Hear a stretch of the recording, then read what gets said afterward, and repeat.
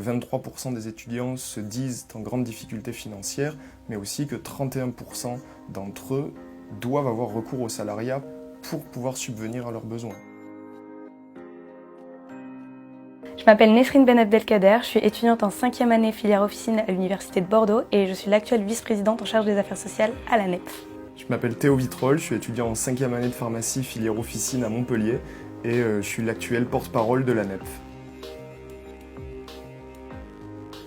Les études de pharmacie comportent plusieurs frais, notamment l'achat de matériel pour les travaux pratiques. Ça comprend la blouse, le matériel de travaux avec la spatule, les différents outils. Pour moi, il faut aussi compter tout ce qui va être support de cours, avec notamment les manuels de TP qui sont nécessaires à la réalisation de ces travaux pratiques. Pour un étudiant en 2e année en Ile-de-France, les frais de rentrée s'élèvent à 2 700 € environ, et pour un étudiant en 5e année toujours en Ile-de-France, on sera plus autour des 3 200 €. Par rapport à la rentrée 2020, on a une augmentation de 4,67% pour un étudiant qui rentre en 2e année de pharmacie.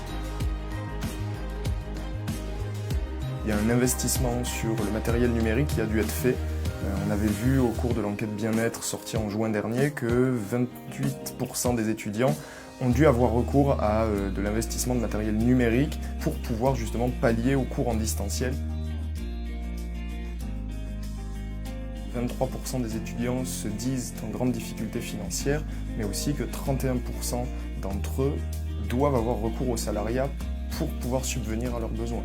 Donc cette rentrée 2021, finalement, s'apparente à une nouvelle source de stress et d'angoisse peut-être pour une majorité d'étudiants. La NEP va sortir sa 2e campagne d'aide ponctuelle d'urgence.